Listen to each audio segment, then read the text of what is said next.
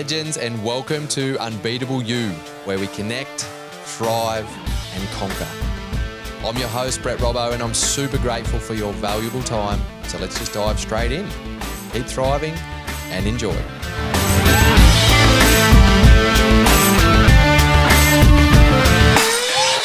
Keep going. That's what the podcast will be all about. I didn't know you had a singing career in you, but take it. I wish. I would not be here doing swimming. Grant Scooter Patterson, you bloody legend. Welcome to the podcast. Thank you for having me. It's an absolute pleasure and an absolute honour to have you here in the studio today, mate. We've been connected through the Paralympic world, really, and we're just sort of discussing before we started recording. We were at the London 2012 Paralympics together at the same time, even though we didn't meet and we didn't cross paths. We've been in the Paralympic world at the same time in many of the same places. And I know you as a Paralympic swimmer, but I also have been exposed to a different side of Grant Scooter Patterson recently, listening to you on podcasts and with your motivational speaking. So super keen to dive into all elements of your story today. I'd love to kick it off by how would you explain who is Grant Scooter Patterson? In 3 words, short, funny, smelly guy. Short, I fart a lot, Right. and make jokes. Okay. Have you had your gut health tested, mate? Farting is a sign of just a bit of gut Yeah, I dysbiosis. think I'm like a garbage truck. Everything comes out. But no, that's whenever I do my swimming profile on the website, it always says, describe yourself. And I always put that. And my mum said, why'd you put smelly guy on there for? All You're right. not going to meet any women. So apart from short, smelly and funny, how else would you describe yourself? Well, someone who doesn't say no to a challenge. When I do my talks, I talk about how life is like a hand of cards in a poker game. We all get dealt a different hand of cards at birth. A lot of people say, I got dealt a crap hand. I like to say challenging hand. In life, we all have choices on whether or not to fold, call, or to raise. Fold is to admit defeat, not giving yourself any chances in life to reach your full potential. Call is to sit back in life and play the safe card. And raise is the one that I play every week in, week out, is go out on a limb and make something from nothing. And I think me doing what I do in the swimming world and in my personal life, I like to demonstrate and also inspire not just disabled people, but everyone in life in general to get off your ass and go have a go. Brilliant. Just for everyone listening, explain why it's a challenging card for you that you've been dealt. Well, if you look at what I look like, I'm about 3'12". I say midget. A lot of people with a short stature don't like the word midget. We'll talk about that later. But I'm born with a rare form of dwarfism called dystrophic dysplasia, a bit of a tongue twister. And it's pretty much, in layman terms, I'm a messed up midget. I've got lots of curvature in my bones. My spine has kyphosis and a scoliosis, so it's like a roller coaster off movie world. And then all my joints have got like a mild form of arthritis, like an older person. And to do what I do every day, get up out of bed, go training early, go to work, go back to training, it's difficult, but I don't, when I wake up in the morning, I might have sore joints, but I don't let that stop me because, my dream at the moment is to hopefully go to Paris and try and win that gold medal. I've got a Paralympic medal, a silver and a bronze, but I want that gold. And then me doing that is going to obviously display lots of good examples in life of how other people can chase their dreams. Seeing someone, I don't know if disadvantage is the right word, but it's definitely a hard hand of cards to live life with. It's not easy. How was your upbringing? And was it always this kind of mindset that you have to approach life in that way, in that kind of abundance and optimistic aspect? No, but I am very lucky. I'd like to say I'm very lucky being put on this life with my 2 parents, Shelley and Stephen. it's nearly like winning the lottery. No joke. Like, I've got a lot of mates out there that don't have problems, and they just don't get life, and they don't understand, how to get forward or how to set goals for something and achieve, like, buy a house or hold a full-time job. But they don't have common sense like that. And it's a big thanks to my two parents, Shelley and Stephen, for not wrapping me up in bubble wrap.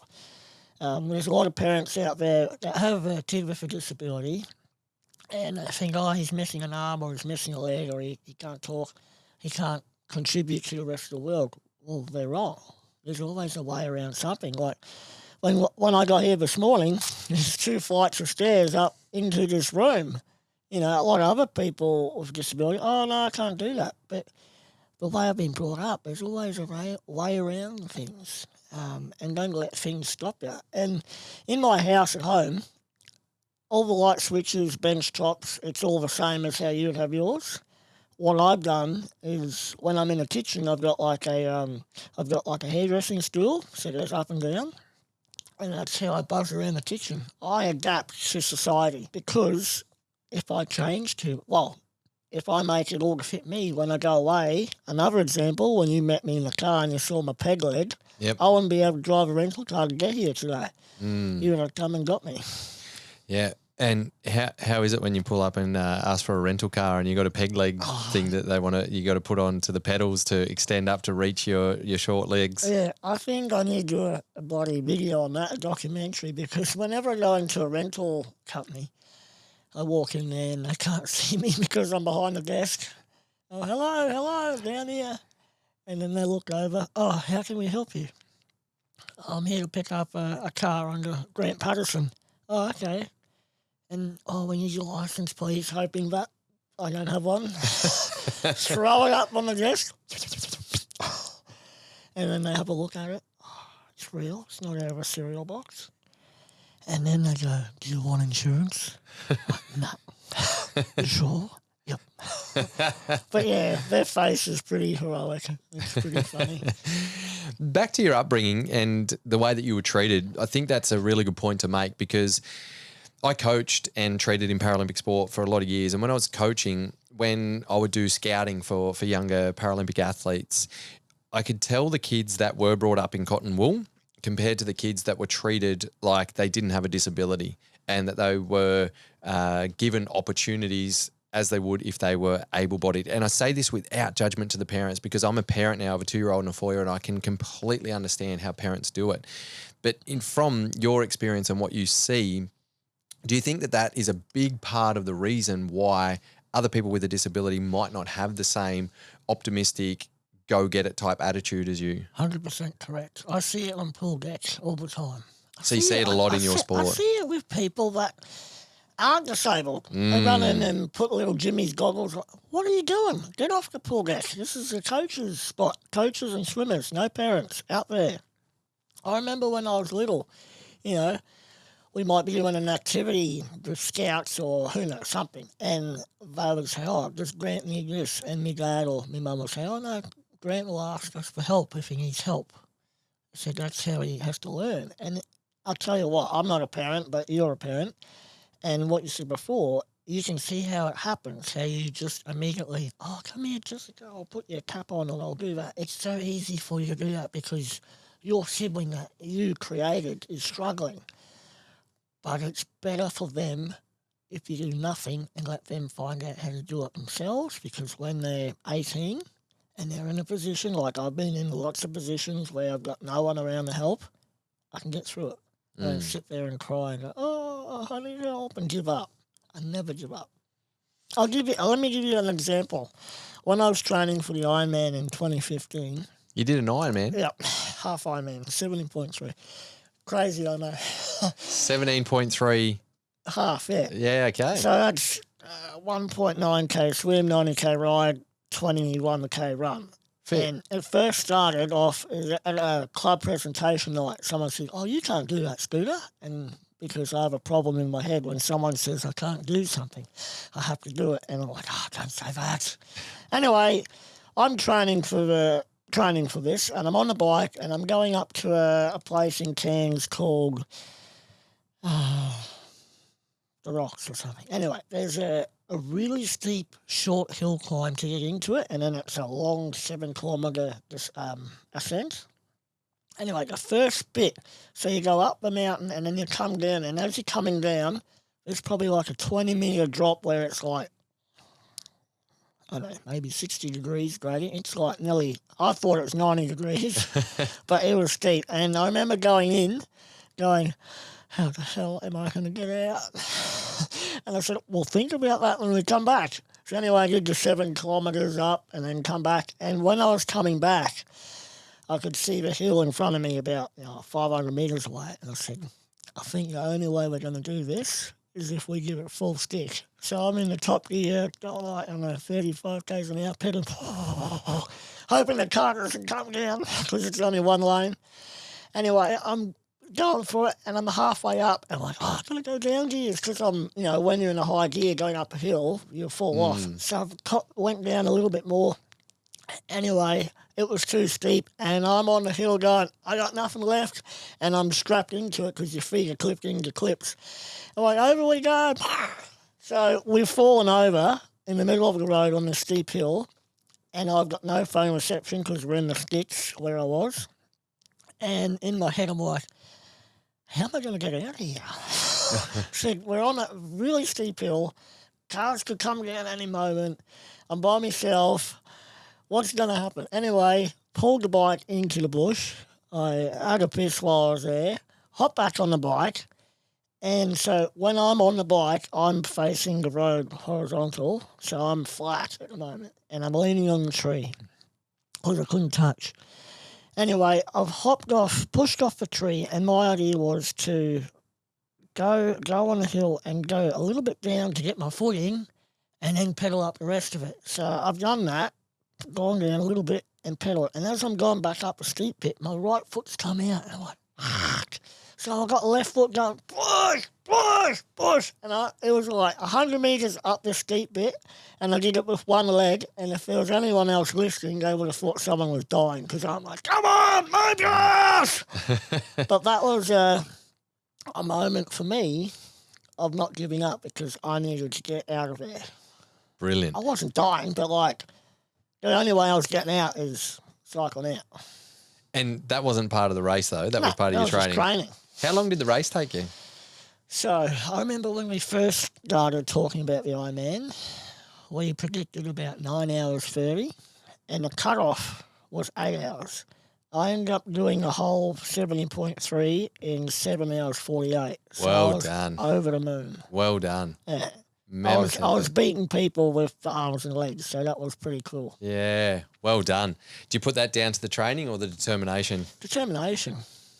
And I've got a video on YouTube, you can watch it later, but it's just, as Herbie talks on there, and there was another fellow that helped me with the cycling, and he pretty much says, I don't need any propping up.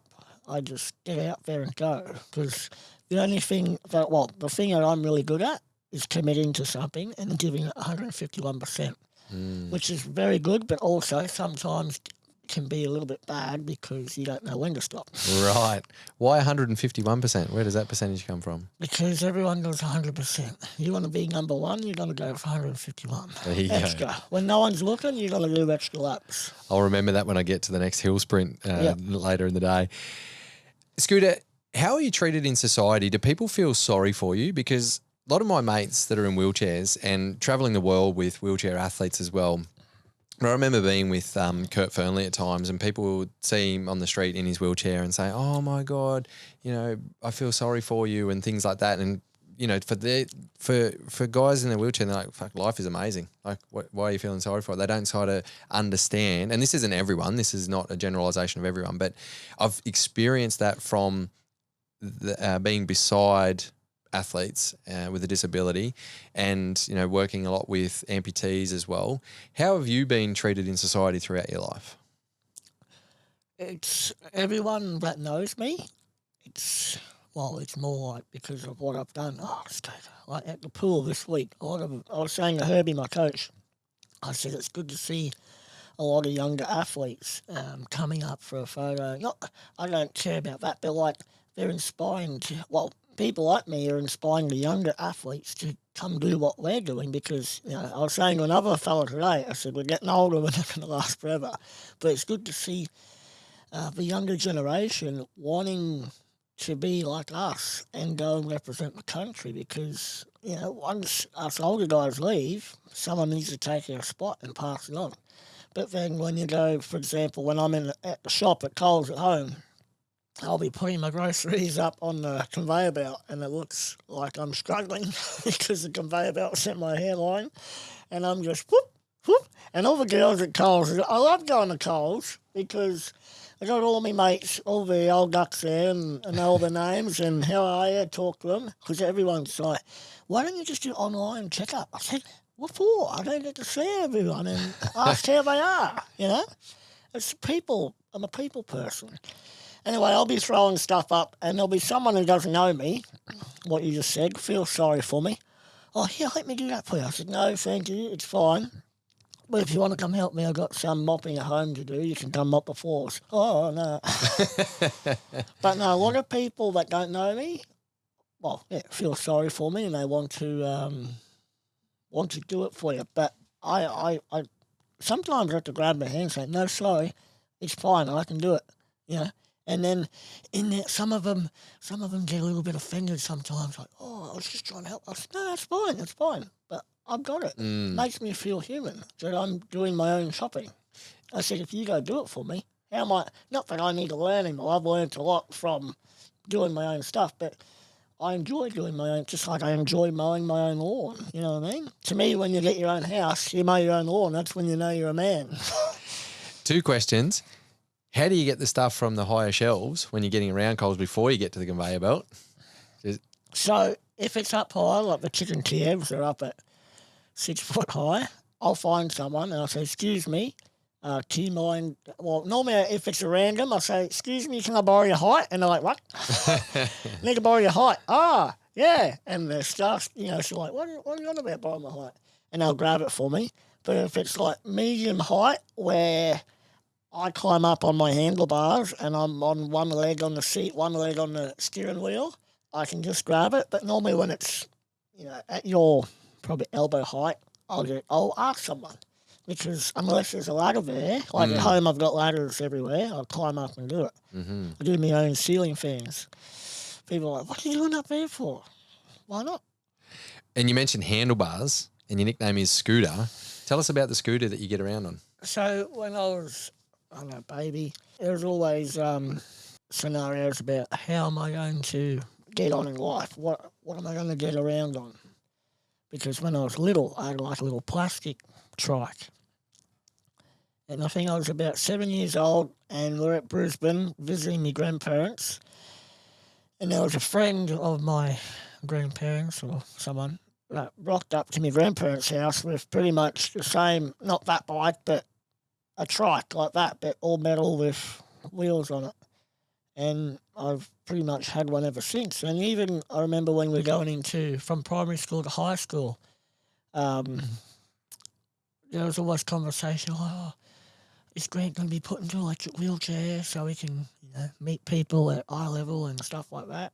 And my parents pretty much said, let him do whatever he wants. Let him do what he's comfortable with. If he wants to hop in an electric wheelchair, let him hop in. If he wants to buzz around on a bike, he can do that. But this bike, I'm a lot more independent than a lot of people that have their electric wheelchairs, or there's people like me in America that have had 5 million operations on their back and joints. But that's why I haven't had that many operations is swimming. Swimming has been a lifesaver for me. But no, the scooter has been around since I was 7. I'm now 33. And I don't think it'll go anywhere. This one here was actually made in 2011 or 10, the last year of my brother's schooling in grade 12. He did it in manual arts, and it's an aluminium one, and I've had it since then. Yeah, that's awesome. I actually need a new one. It's falling apart. Is it falling apart from the way that you just get around and chuck it in and out of the rental cars? Yeah, it just gets used 24/7. Goes in the showers at the pool, goes everywhere. It allows you to be mobile. Yeah. The other question that I was going to ask you about before is, How do you mow your lawns? Do you have a ride-on mower? I Or have do a you have... zero turn, which I got when I first got my house in 2015.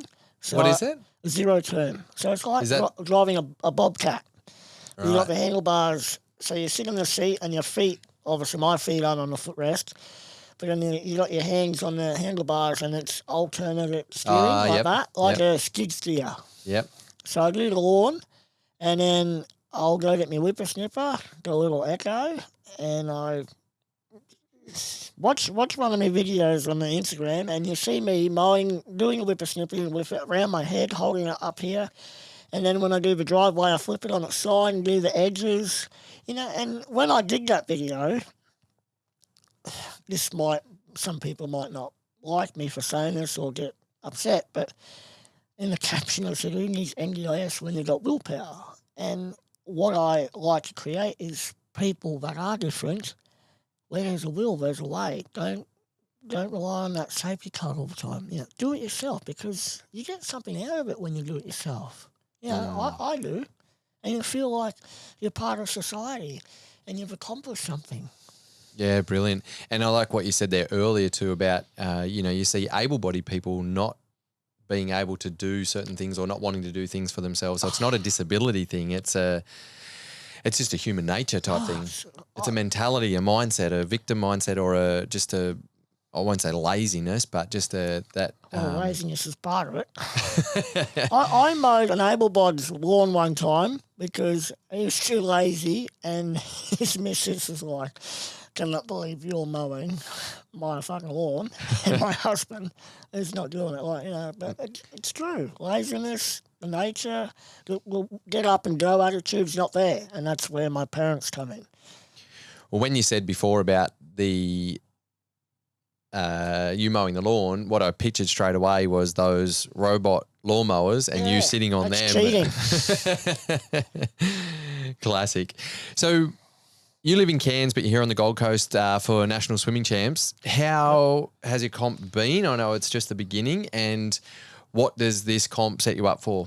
What's on the horizon with this? So these trials are selection trials for the World Champs in Manchester in August.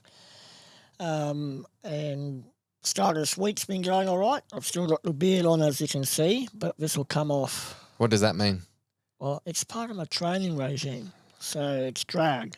Okay. And then the main event's on Thursday, the 150 AM and 50 breast. It'll all be off by then. Okay. So we're sitting here on a Tuesday at the moment. If I had you in here on Thursday, you wouldn't have a beard. I look naked. Right, there you go. 17 again. Trim it all off. Gornskis. Yeah, right. So smooth. And I only do it for swimming. Obviously, when I go to talk like last year, well, after Tokyo, I was keeping it trim when I go to talks because it's a lot more presentable and I don't look like a caveman. But, yeah.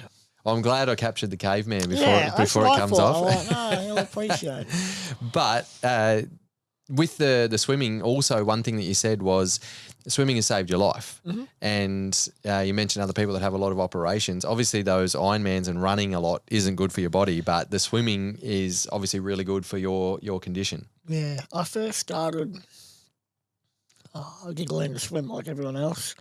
But I remember when I was little, the doctors would say, swimming is good for him. He should continue it. Maybe not competitive, but always do it because it's going to help him to be more mobile in life. And I remember when I was a little kid, I was like, no, I want to play football and cricket. And obviously, as I grew up, my parents also made me realise, they gave me the harsh truth, like, Grant, you're like 11 or whatever I was, you can play backyard cricket on the street and kick a football at lunch at school, whatever, but to participate with people like you, it's not going to work, And at the time, it was probably sad and daunting, but it was good in a way that, give you the harsh truth without someone else laughing at you on a football field or a cricket pitch saying, what's he doing on there? You know what I mean? Still participate, still be around it and support it. But that's when, obviously, it went more towards swimming. And I first started competitive swimming when I was 11. And I did it for 2 years. And in those 2 years, I had goals. Short-term goal was to go to the States And mid-term goal was nationals, and then the long-term goal was to represent Australia at the Paralympics. And this was back in 2000. So I was aiming for 2004 Paralympics. Anyway, In Athens. 2002, my head coach, Adam Luscombe, left and back to Melbourne. And because he left and I was different, I thought that no one else would be able to coach me because I was so different. And I did. My mum also described it as a little bit depressed when he left. I also had, not that this would affect me now, but I had bad ear infections and a bit of a shoulder problem, but obviously I wasn't motivated like I am now, where stuff like that, I let it fly over the shoulder. So I took 5 years off. I come back in 2007, mainly because I looked like Jabba the Hutt of Star Wars. I was huge. I was Not much 65 training. kilos. At 3 foot. Yeah, 3'10", but it was bad. And I remember I used to catch a taxi home from school to home. And I'd sit there and I'd think about back in the day when I used to swim when I was 11. And I was like, I need to do something, you know. I got mates that are doing well in other sports and I'm doing nothing. And I think there was a moment at the end of grade 12 where I was like, I need to lose some weight. Well, I'm not finding any ladies looking like this, and I'm not doing anything with myself. So that's when I started swimming by myself in 2007, and then ran into Herbie in September 2007, and originally he said, how about we chase that dream of representing the country at the Paralympics when you're a little kid? I was like, I don't know about that. That's 7 sessions a week, 5 a.m. to start.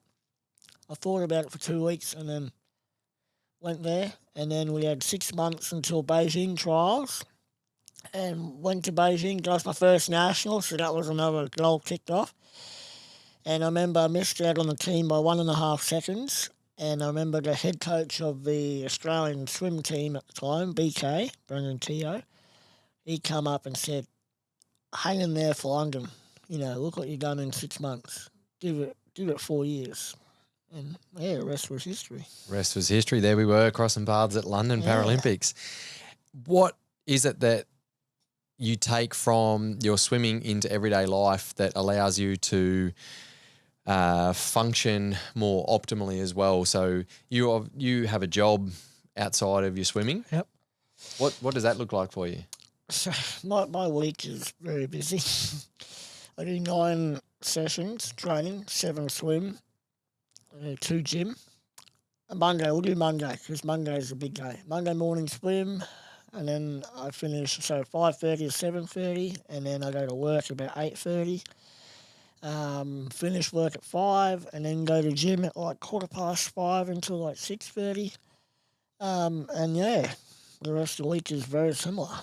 And it's just when I get to Saturday, so Saturdays we normally work every second or third Saturday. So if I'm not working, I knock off at 9 o'clock because that's when I finish swimming. 8 o'clock. And if I am working, well, I don't finish till 12 on a Saturday, and that pretty much gives me 36 hours or something of free time, and then it's back in the burner for next week. And I think, when you want to do amazing things in life, you got to be committed and stay true to your beliefs. And I think the part of swimming that I use, swimming and my everyday life, I tell this to people all the time. I said, if you're lazy in one area in part of your life, it's going to come across to the other things. So if you give everything, 150%, it's going to be easier to maintain that motivation and mentality to keep doing everything so well. But obviously, I'm getting a lot older now. I've been around for a while, and it is getting harder, but we'll just take every year as it comes for now. But yeah, Paris is definitely on the cards next year. So you only trained for 6 months and you missed Beijing 2008, stuck with it, trusted it, believed it, qualified and made the 2012. First World Champs was 2010, went to Eindhoven. Okay, so you made World Champs 2010, did Paralympics 2012. Yep. How was your journey then through to and up for the trials for Rio? So let's quickly talk about London quickly. When I went to London, I was ranked second in the world going in for my main event, the 150 IM. And so my What's IM for everyone listening? 150 individual medley, so 50 back, 50 breast, 50 free. No butterfly because can't do it. I'd love to do it, it's cool, but my shoulders don't come out. So that's normally with the lower classes, they miss a stroke. Mm-hmm. So they might do butterfly but can't do breaststroke or something. Gotcha. Anyway, so I was ranked second in the world for that going into it from Paralympics in 2011. And so I felt, obviously I was 21, I felt pretty confident going to go to London and hopefully win a Paralympic medal. And then, you know, all these doors are going to open, more speaking, more of this, and everyone's going to love me because I got a Paralympic medal. First day of competition in London, I had the 50 breaststroke. And when I went out to race, I got distracted. And distracted by me looking at the rest of the field. And I've come a long way since then, but I was looking at, obviously, in Paralympic sport, it's never going to be fair. As you know, you've been a masseuse on the team, you know Paralympics has got all different classifications. Anyway, long story short, I was caught up in the process of looking at the other athletes, why they were in my class, and me quickly calculating in my head going, this is going to wreck my chances in the IM. Like, these guys went here last year and all of a sudden they've rocked up and, you know, I lost it. And I ended up swimming a crap race in the 50 breaststroke, missed out on the final. And I remember I got to talk to Jason Patchell. You might remember him. Of course. He was an amazing sports psychologist. Yeah, amazing sports psychologist. I've snowboarded many mountains with Jace. We travelled with the Winter Paralympic team together. He's a great bloke. Yeah, legend. Awesome. And I'll be honest, he helped change my my direction of how I was thinking in a couple of days. We talked about Scooter, you know. You think about these Chinese and Ukrainian athletes in your class, and you don't think they should be there, but it is what it is. Everyone back home, they're not gonna worry about that. They just care, like all your friends and family, they care about that you've given it 151% in training. Whatever happens, happens. Your speaking commitments, that'll still be there. There'll be different stories for you to tell. But he said what you need to focus on is executing your race plan correctly, and whatever happens, happens. You can't change history. You can't redirect the path. It is what it is. If you spend all your good energy worrying about who's in the class and who's not, well, you're wasting your time and you might as well not be here. So that's when I regrouped and ended up doing a PB in the final in the IM, and I came sixth. So let's move now to Rio. After London, I got some resilience training about, you know, not trying to control the uncontrollable. Rio comes 4 years later, so we're getting ready to win a medal. We went to London, we were a tourist, and now Rio, we want a medal.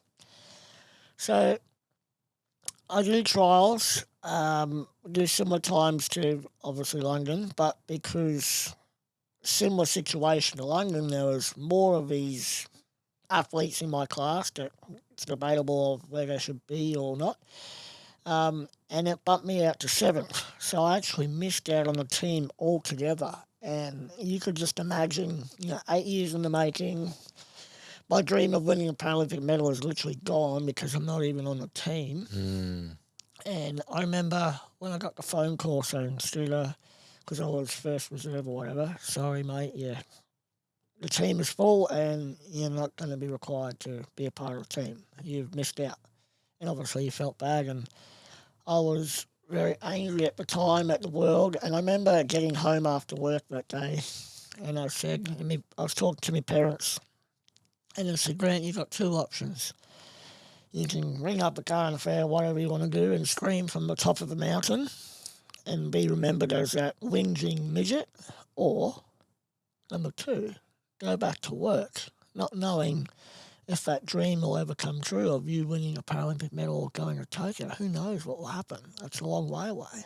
But if it does, think about the story you could tell. Ba-dum, ba-dum. Tokyo, obviously, COVID come, waited an extra year, but a 13-year-old dream that come true, in a click of a finger at Tokyo, where I won first Paralympic medal in the IM bronze, and then a silver medal in the 50 breast 2 days later. I was on cloud nine. And how lucky was I for having my two parents saying, you got two options, cry and be remembered for a whinging loser, or two, go and chase that dream, not knowing if you'll get there or not, but think about the story. And that's what's created great motivational speaking for me to tell now, because the resilience and the commitment that I had to hold on, since London all the way to Tokyo.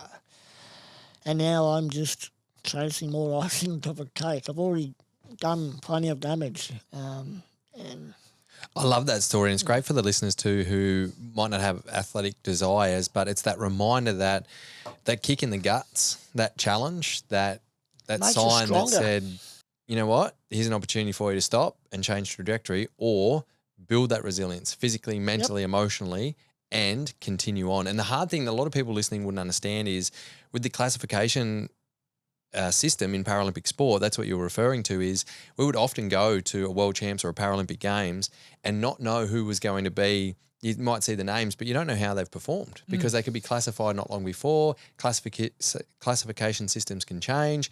People come and go from the sport very differently. So even for you to say after Rio 2016, what your parents said is awesome, that tough love again. For you to say, actually, yeah, you know what, I'm going to knuckle down and I'm going to give it a crack towards Tokyo in 4 years. It ended up being 5 years' time. Yeah.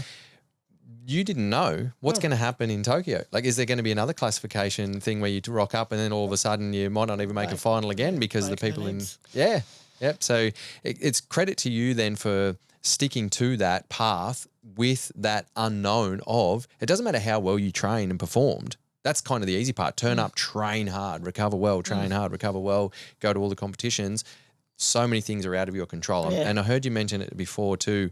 What's this learning curve for you, and how do you bring it into life now with the focusing on the controllables, not focusing on what you can't control?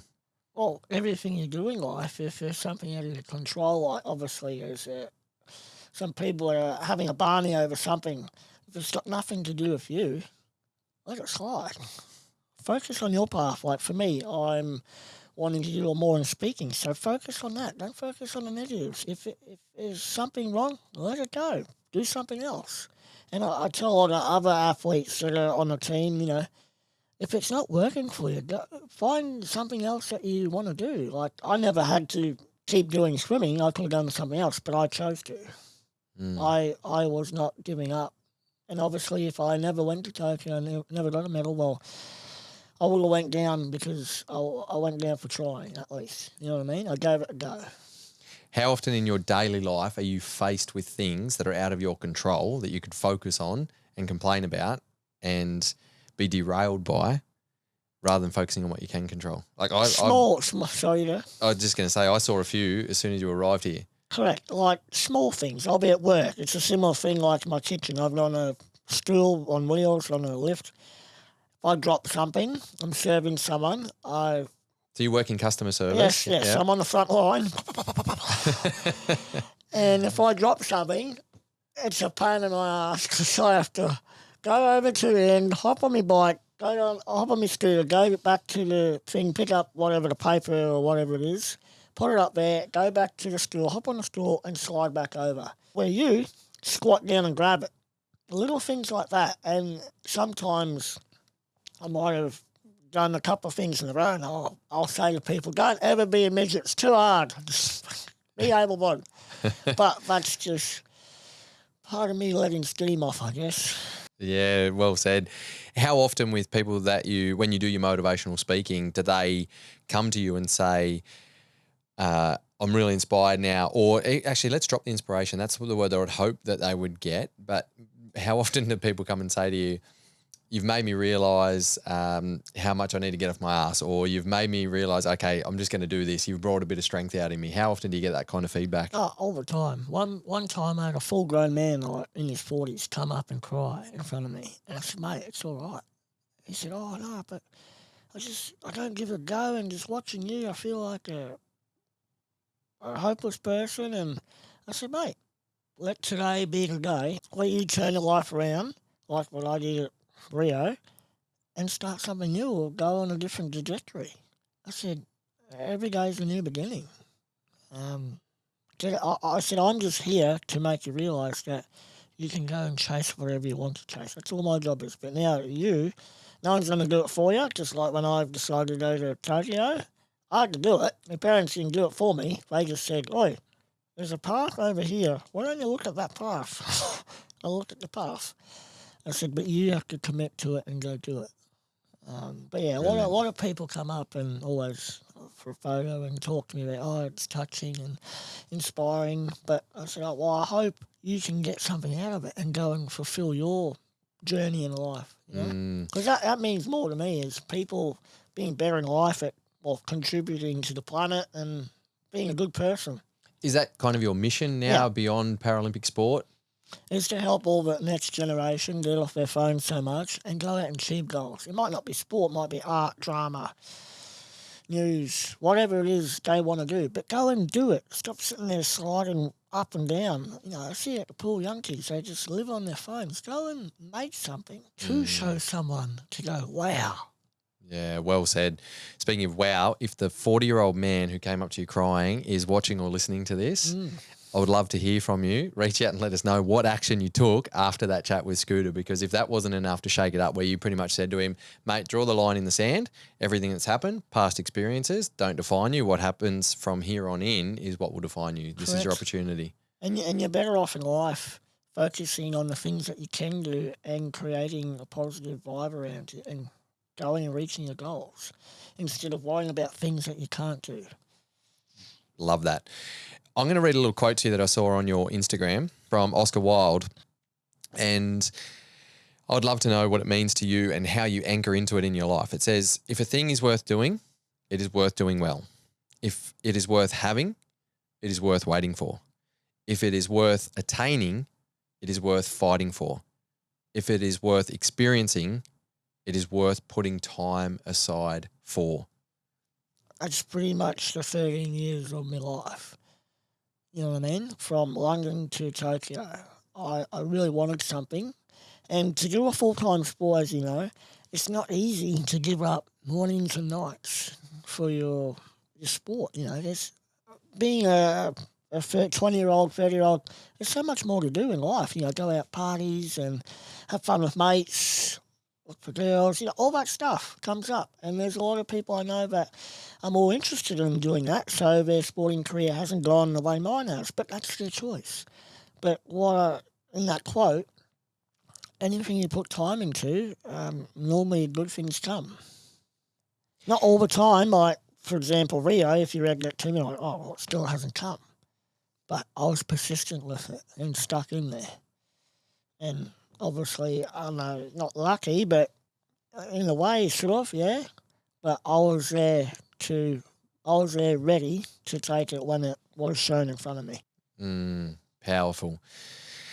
And it's in alignment with your philosophies around everything, but what that means to me when I hear that, when I read that on your quote, I thought, because when I first read it, I thought, oh, you wrote that. And then it's come from, well written, mate. You're a poet.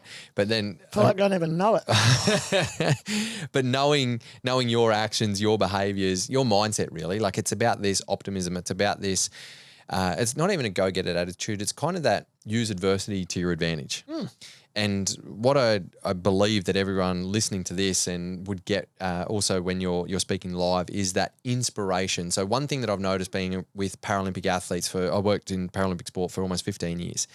And similar to what I was saying there with Kurt before, you get two sides of the coin where people are either inspired by you or they compare and say, oh, my life isn't as bad as yours, therefore I should do this, as opposed to I'm inspired. Like if you can do that, I'm inspired to take more action, not in that comparison and putting themselves down. Do you get that a little bit sometimes? Yeah. But you just obviously, like the people in the shop, be able to explain to them, give them help, because then it also helps them. Like, it might be a mum trying to help me, and if I've done what I did, saying, I'm fine, thanks, I can do it myself, it might make them go, maybe I shouldn't do that for my kid all the time. Maybe I should let them have a go. So I've just done something, even though I didn't even know. I know now, but you know what I mean? It's Small that things. indirect influence. Yeah. Absolutely. Absolutely. Mate, we're going to wrap up shortly, but I like to ask all my guests in alignment with the unbeatable philosophy. So unbeatable you is the unbeatable philosophies are around this understanding that in life we are not immune to adversities, big ones, and also the daily challenges, the small challenges, any challenges in our life. In actual fact, because we're human, we're going to experience them more.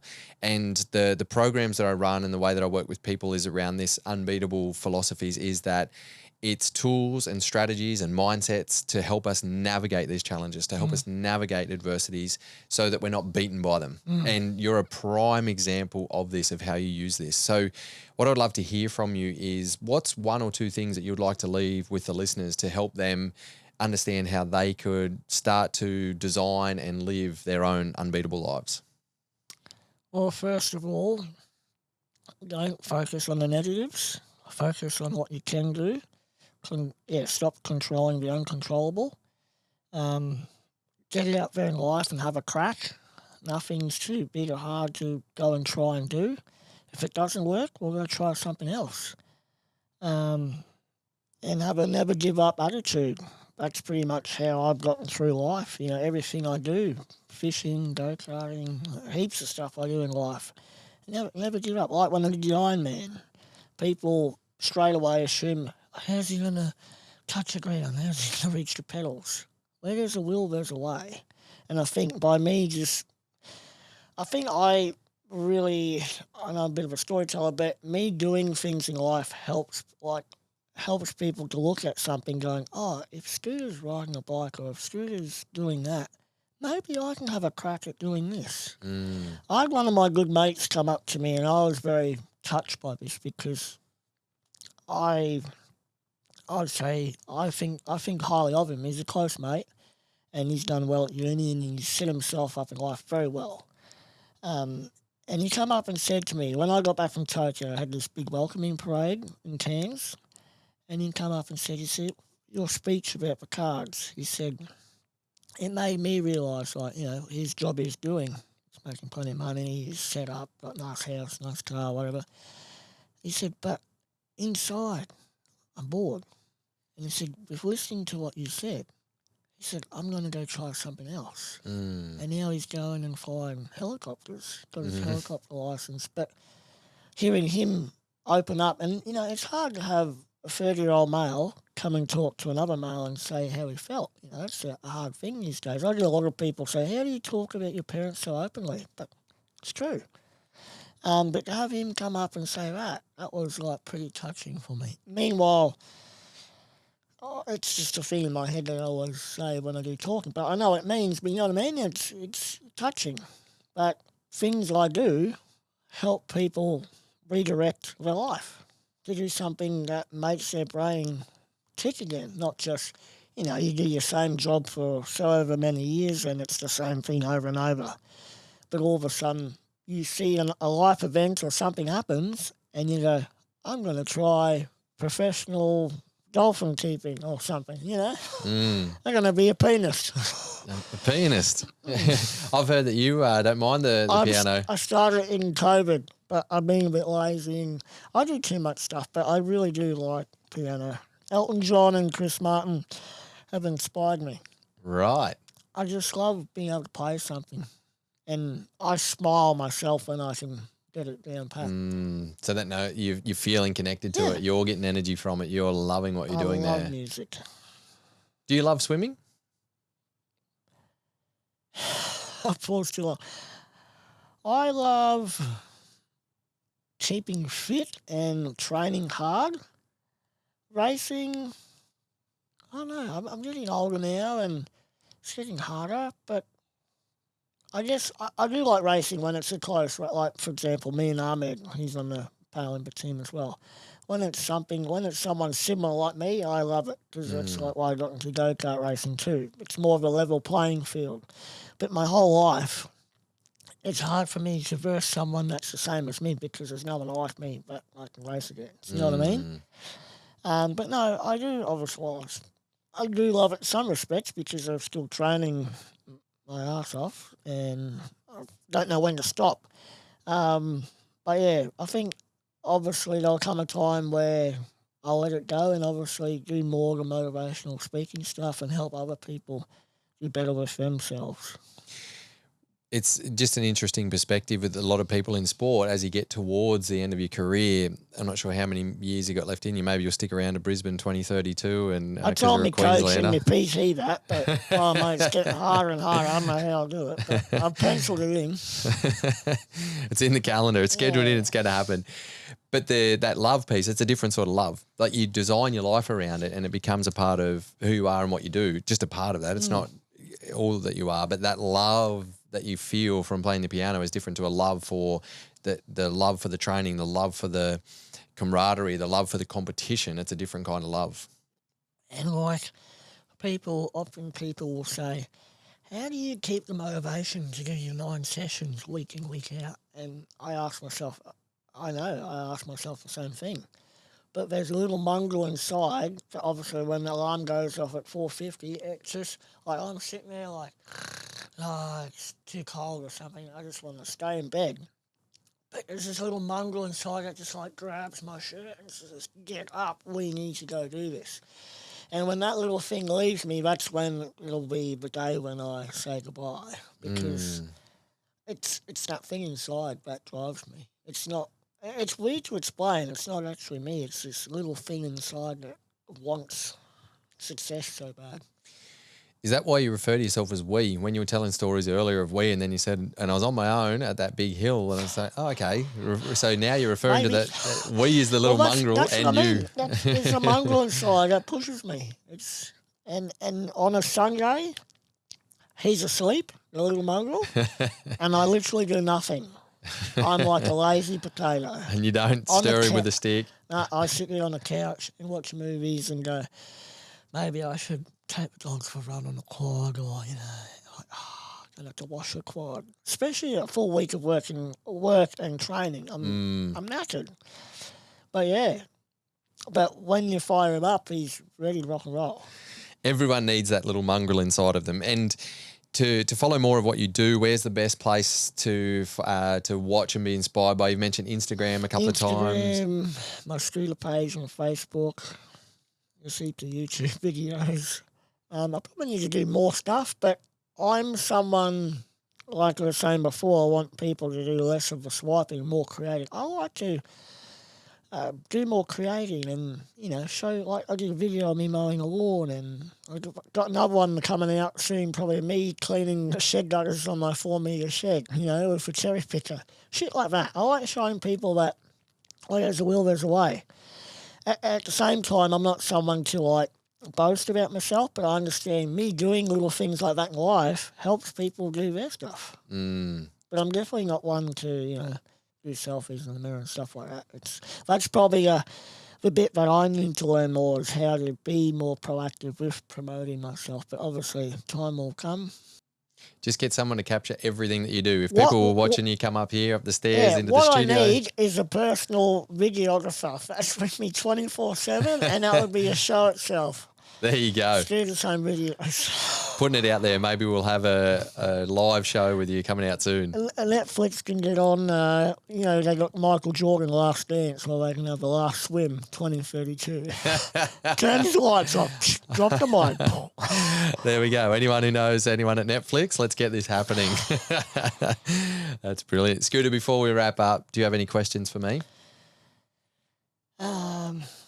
What drives you in life to do what you're doing at the moment?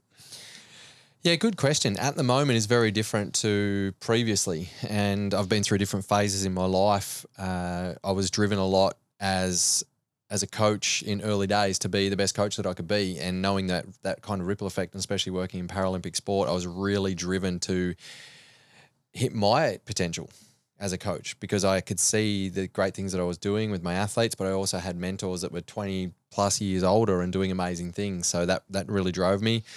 I experienced major adversity at the end of 2014 when my grandparents were tragically murdered in their home, and that took me on a different trajectory. And so that really drove me. That's what started this podcast. That drove me then to want to make more of an impact, to be more aligned, to enhance and optimize their legacy.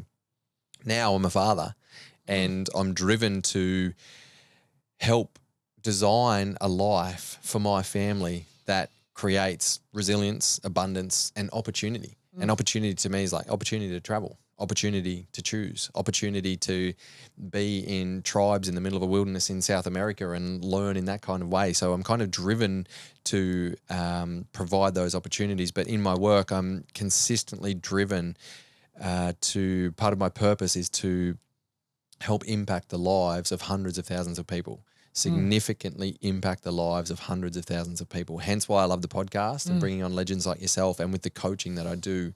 So that's what really drives me. I'd say that I kind of measure my success on the ripple effect of the people that I work with. So yes, it's great to see people get results in their mindset, their health, their emotional intelligence, their relationships are enhanced. And what I love hearing about is how that impacts their family positively, or their community, or their business and their employees, or their charities, or anything like that. So that's what really drives me in this phase of my life. It's really good to hear. Like I said at the start, we all have choices, and I think you're making some awesome choices to try and make an impact on the earth and make people think differently. That's good. Thanks, mate. Thank you very much for having me. I've enjoyed it. Likewise. Well worth the drive. All the way from Cairns.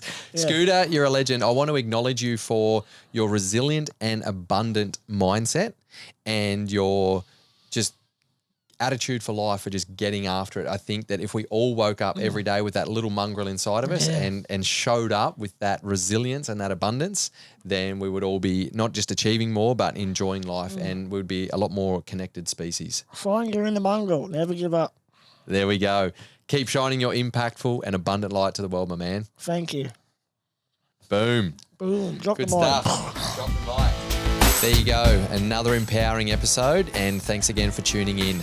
Make sure you check out the show notes for any extra links or information that we spoke about in this episode. Don't forget, you can now catch the Unbeatable You podcast on the YouTube channel, Brett Robbo Coach. If you want info and inspiration straight into your inbox on how to live an unbeatable life, you can sign up to receive weekly insights and actionable steps for optimal performance and thriving in every aspect of your life, plus first release offers on Unbeatable You courses and live events. Don't worry, there's no spam, just short, punchy, value-giving emails straight to you. Simply go to brettrobbo.com/community. If you find value in this podcast, don't forget to share it around with your mates and subscribe, rate, and review. It really supports the podcast mission massively. If you want to reach out to me personally, you can connect with me at Brett Robbo Coach on social media, and that's where you can let me know who you want to hear on the show.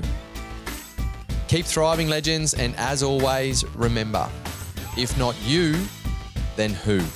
If not now, then when? This is your opportunity to live your unbeatable life.